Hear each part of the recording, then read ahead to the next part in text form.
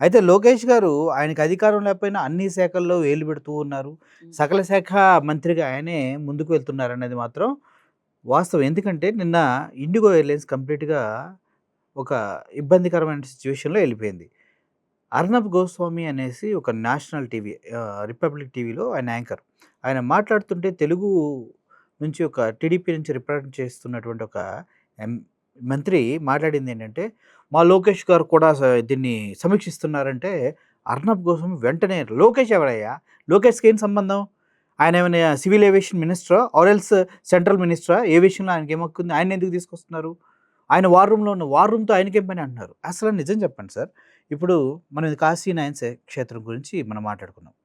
పవన్ కళ్యాణ్ గారి శాఖ కూల్పించేశారు కాశీ నయన్ చాలా. మాట్లాడారు ఏమన్నా? ఎవరు మాట్లాడలే. కానీ లోకేష్ గారెళ్లి నేను దీన్ని బాగు చేస్తా అన్నారు. అక్కడ లోకేష్ గారికి క్రెడిట్ పోయింది. ఇప్పుడు కింజరపు రామ్మోహన్ నాయుడు ఏ రకంగా దానికి అర్హత కలిగిన మనిషి ఆ శాఖకి? I'm asking directly. పౌర విమానయాన శాఖ అనేది ఎవడు పడితే వాడు చేయొచ్చా? ఎలా పడితే అలా వెళ్ళొచ్చా? ఏ రకంగా ఇస్తారు? ఏ రకంగా ఇచ్చారు అసలు? ఏ రకంగా ఇచ్చారని మీరు అనుకుంటున్నారు? నేనైతే ఆయన కూటమిలో ఉన్నాడు కాబట్టి సింపుల్ లాబింగ్ అంట. నేను స్ట్రైట్ గా మాట్లాడుతున్నాను అన్న. ఇప్పుడు తలపండిన అశోక్ గజపతి రాజు లాంటి వ్యక్తిని తీసుకుపోయి గోవా గవర్నర్ గా కూర్చోబెట్టారు. అవునా? ఎంతటి మహానుభావుడు ఆయన, ఎంతటి మేధస్సు ఉన్నటువంటి వ్యక్తి, ఎన్ని పదవులు చూసిన వ్యక్తి, ఎంతమంది ముఖ్యమంత్రులు, గవర్నర్లు, కేంద్ర మంత్రులు, ప్రధానమంత్రులు, ఇటువంటి వాళ్ళందరితోనూ మమేకమైన మనిషి. అటువంటి వాళ్ళకి అర్థం ఉంది. సరే, 8 సార్లు 7 సార్లు ఎమ్మెల్యే అయ్యి 3 సార్లు మంత్రిగా చేసి అతి చిన్న వయసులో మంత్రిగా మొదలుపెట్టి ఎంతో అద్భుతమైన అపర రాజకీయ చాణక్యుడిగా పేరు పొందిన అయ్యన్న పాత్రుడికి దిక్కులేదు. ఇక్కడ నేను మాట్లాడుతుంది ఏంటంటే, తండ్రి రాజకీయంగా ఉన్నాడు కాబట్టి తండ్రి అకాల మరణంతో వచ్చిన ఇది అంతా. ఇది నువ్వేం సాధించావు? నువ్వు ఇప్పుడు ఐఏఎస్ లేకుండా రాజకీయ నాయకులు ప్రభుత్వాన్ని నడపగలరా? I'm asking with everyone. IPS లేకుండా రాష్ట్రాలు శాంతి భద్రతని కాపాడగలవా? ఎవ్వడి వల్ల కాదు, ఎవ్వడి వల్ల. అరే, చీఫ్ సెక్రటరీ లేకపోతే చీఫ్ మినిస్టర్ లేడు. నేను ఒకటే అడుగుతున్నా, కింజవరపు రామ్మోహన్ నాయుడికి కేవలం చంద్రబాబు నాయుడు గారి యొక్క దయాదాక్షిణ్యాల, నరేంద్ర మోడీ గారి యొక్క దయాదాక్షిణ్యాల నాకు అనవసరం.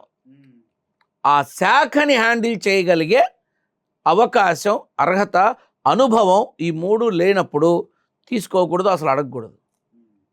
ఏ పశు సంవర్ధక శాఖో, ఏ గ్రామీణాభివృద్ధి శాఖో, ఇట్లాంటివి. ఎందుకని శ్రీకాకుళం, పలాస, విజయనగరం, వైజాగ్ ఇటువైపు అంతా కూడా ఎక్కువ వాటికి సంబంధించినవి. అర్థం ఉంది. అదేంటి అన్ని యాక్సిడెంట్లేగా. ఒక విమానం కూలిపోయింది, అక్కడికి వెళ్ళి రీల్స్ చేసుకున్నారు మా గురువు గారు. నేను ఓపెన్ గా చెప్తున్నాను. అక్కడికి వెళ్ళి రీల్స్ చేశారు సార్, బ్యాక్గ్రౌండ్ ట్రాక్ వేసుకుని. ఎంత కాంట్రవర్సీ అయిందో. సో ఇట్లా ఒక అనుభవం లేని, సంపూర్ణమైనటువంటి జ్ఞానాన్ని అందుకోకుండా అటువంటి శాఖలోకి వెళ్ళడం ఈ రోజు వరకు ఎక్కడన్నా తన యొక్క స్టేట్మెంట్ ఉందా? ఉంది, ఒక స్టేట్మెంట్ చేశారు. వదిలిపెట్టిన ఇండిగో ఎయిర్లైన్స్ కాంపెన్సేషన్ ఇవ్వాల్సిందే అనేది ఒక స్టేట్మెంట్ చేశారు. అది అవ్వదు. అది అవ్వదు. ఎలా చెప్తున్నారు? అవ్వదు. పౌరయాన శాఖ మంత్రి డైరెక్ట్ గా స్టేట్మెంట్ ఇచ్చినా కాదని ఎలా చెప్తారు సార్? చంద్రబాబు నాయుడు గారు ఇచ్చిన హామీ నిలబెట్టుకోలేకపోయారు. చంద్రబాబు నాయుడు గారు ఇచ్చిన హామీ నిలబెట్టుకోలేకపోయారు. నిన్నగాక మొన్న వచ్చిన రామ్మోహన్ నాయుడు మాట ఏ నిలబడుతుంది నాన్న? సాక్షాత్తు చంద్రబాబు నాయుడు గారే స్టేజ్ మీద ఫండ్స్ లేవు, నేను ఇప్పుడు ఇవ్వలేను, నెమ్మదిగా వచ్చిన ఫండ్స్ను బట్టి మీకు సమకూరుస్తాను, కాస్త ఓపిక పట్టండి. అర్థమైందా? హ్యాండ్సప్, అయిపోయింది. లోకేష్ బాబుని ఒక ఇంటర్వ్యూలో అడిగితే అన్ని సూపర్ సిక్స్కి సంబంధించిన డబ్బులన్నీ క్యాలిక్యులేషన్స్ 5 సంవత్సరాల తగ్గ ప్లానింగ్తోనే నేను ముందుకు వస్తున్నాను, అది చెయ్యకపోతే నా కాలర్ పట్టుకోండి అని అన్నాడు. అమరావతిలో రైతు సదస్సులో లోకేష్ బాబు ఎప్పుడైతే స్టేజ్ మీద కూర్చున్నాడో ఒక రైతు అడిగిన దానికి సమాధానం చెప్పలేక నేరుగా వెళ్ళి తన దగ్గరకు వెళ్ళి, మీరు చెప్పినవన్నీ నేను నోట్ చేసుకున్నాను, నేను దీన్ని ఇంప్లిమెంట్ చేస్తాను అన్నాడు. అది ఫలితమా? జగన్ అనబడే వ్యక్తి ఏం చేశాడో నాకు తెలియదు, నాకు అనవసరం, నేను చూడలేదు. కానీ నా కళ్ళతో నేను చూస్తున్నది మాత్రం అది ఎవరైనా సరే నాకు ఈ అభిప్రాయం ఉంది, నాకు ఈ అనుమానం ఉంది, కొంచెం చెప్తారా అని అడుగుతా. అంతే. ఇప్పుడు ఆ రోజు రైతు సదస్సులో ఆ రైతు లేచి నిలబడి లంచం చెప్తే కానీ దగ్గర కూడా రానివ్వట్లేదని మొత్తం జరిగిందంతా చెప్పిన తర్వాత తను నడుచుకుంటూ వచ్చి రాసుకొని మీరు చెప్పినవన్నీ నేను నోటీసులో తీసుకున్నాను, నేను దీన్ని కనుక్కుంటాను, ఇంప్లిమెంట్ చేస్తాను, సరైన న్యాయం చేస్తాను అని చెప్పి వెళ్ళిపోయాడు. తర్వాత ఏమైందో తెలుసు ఎవరికన్నా? తెలియదుగా. తెలియదు నాన్న. ఇప్పుడు ఈ గవర్నమెంట్ ఉంది, ఏది మన కూటమి గవర్నమెంట్ ఉంది. కూటమి గవర్నమెంట్కి TV5 కానీ ఈటీవీ కానీ తర్వాత ఇంకా 2-3 ఛానల్స్ కానీ వీళ్ళు నెగిటివ్గా చెప్పగలరా, చూపించగలరా? సమస్య లేదు వాళ్ళ కదా. వల్ల కూడా కాదు. గతంలో వైసీపీ పాలన ఉంది, సాక్షి టీవీ ఒక్కటే ఉంది, వాళ్ళు జగన్ని తప్పుగా చూపించగలరా? లేదు. వాళ్ళు వీళ్ళని వీళ్ళు వాళ్ళని, ఇది సర్వసాధారణ నాన్న, ఇదే జరుగుతుంది. కాకపోతే ఏంటంటే ఓకే, మీ నాయకుల్ని చక్కగా పొగుడుకోండి, గొప్పగా చూపించండి, కానీ మిమ్మల్ని మీరు మోసం చేసుకున్నట్టు లేనివి ఎందుకు చూపిస్తారు? అసలైన నిజాలు బయట ఎందుకు పెట్టరు? మీడియా అంటే ఇదా మీడియా అంటే? లోకేష్ బాబుకి ఏం సంబంధం విమానయాన శాఖ? ఆ పట్టాభిరామ్ తను అదేంటి నువ్వన్న ఆర్నాబ్ అడిగినప్పుడు లోకేష్ బాబు అంటే తను ఇమ్మీడియట్గా రియాక్ట్ అయ్యాడు. ఎవరైనా అడుగుతారు, ఆయనకి ఈయనకేం సంబంధం అసలు ఎవరు అడుగుతారు? ఎందుకు అడుగుతారు అసలు?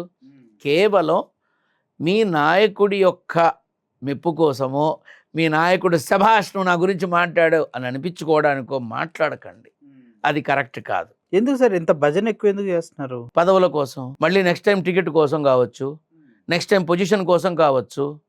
అరే అర్థం పర్థం లేని శాఖల్ని క్రియేట్ చేసి నామినేటెడ్ పదవులు పెట్టారు కదా నాన్న. అందులో కూడా అనుభవం లేని వాళ్ళని చైర్మన్లుగా పెట్టారు. ఎక్కడికి పోతున్నామని ఆలోచించాలి. ఇప్పుడు వీళ్ళు ప్రతిపక్షంలో ఉన్నప్పుడు వాళ్ళు పరిపాలించారు. ఇప్పుడు నేను ఒకటే అడుగుతున్నా, వాళ్ళు మీ మీద కత్తి కట్టారు, రైట్, ఓకే. ఇప్పుడు వీళ్ళు చేస్తున్నది ఏంటి? వీళ్ళు అంతకన్నా రెచ్చిపోయి జరుగుతోంది. చలో, వీళ్ళు ఇలానే శాశ్వతంగా ఈ భూమి ఉన్నంత వరకు వీళ్ళే ఉంటారా గవర్నమెంట్లో? రాసిస్తారు ఎవరన్నా? ఎవరు రాసేవారు లేరు కదా. అదే అంటున్నారు కదా, మీరే ఉంటారని రాసిస్తే టీడీపీ కూటమి ప్రభుత్వమే కంటిన్యూ అవుతుందని రాసిస్తేనే పరిశ్రమలకి మేము పెట్టుబడి పెడతామంటున్నారు. ఏం చేయాలి చెప్పండి, మీరు మమ్మల్ని గెలిపించండి అని అడుగుతూ ఉన్నారు కదా. ఇప్పుడు నేను ఒకటి అడుగుతున్నా, ఇప్పుడు పరిశ్రమలు వస్తాయి, మీరు పిలుస్తారు, మేము వస్తాము, నెక్స్ట్ మీ గవర్నమెంట్ రాదు, అప్పుడు మా పరిస్థితి ఏంటి అని వాళ్ళు అడుగుతున్న ప్రశ్నలకి సమాధానం ఉందా ఎవరి దగ్గరన్నా? లేదు కదా, ఉండదు. మీకెందుకు మా రేషియో చూడండి, మా గ్రాఫ్ చూడండి, మేమే ఉంటాం. ఎవరికి చెప్పొచ్చారు? నిన్నో మొన్నో కళ్యాణ్ బాబు అన్నారు, నేను ప్రతిపక్షానికి కూడా సిద్ధంగా ఉన్నా, రేపు నేను ప్రతిపక్షంలో కూర్చోవచ్చు, నా చేతిలో ఏం ఉండదు అని అన్నారు. మరి అసెంబ్లీలో 15 ఏళ్ళు నేనే ఉంటానని గెలిచిన కొత్తల్లో అసెంబ్లీలో చెప్పిన మనిషి సడన్గా ఈ మాట ఎందుకు వచ్చింది అంటారు? నమ్మితే ఇప్పుడు ఆంజనేయ స్వామి ఉన్నాడు నాన్న, కాసేపు శ్రీరామచంద్రమూర్తి చంద్రబాబు నాయుడు అనుకుందాం, ఆంజనేయ స్వామి కళ్యాణ్ బాబు అనుకుందాం. శ్రీరామ అనే పదం తప్ప ఆంజనేయుడి నోట వెంట ఇంకొక దేవుడి మాట వింటావా? విన్నాడు కదా.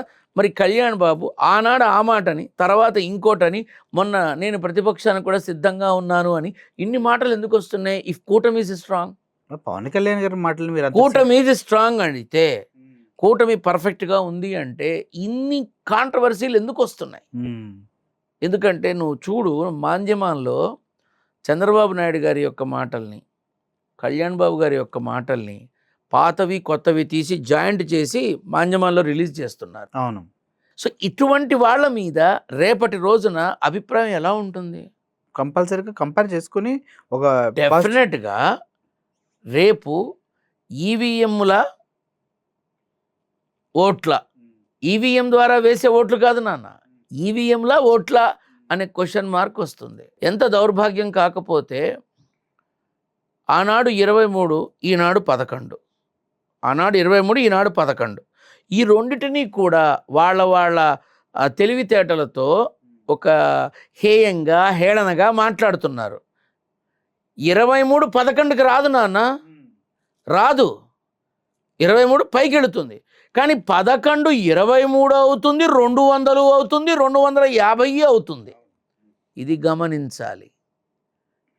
11 23 అవుతుంది, 32 అవుతుంది, 50 అవుతుంది, 100 అవుతుంది, కానీ వెనక్కి రాదు. ఇది ఒక్కటి గుర్తుపెట్టుకోవాలి.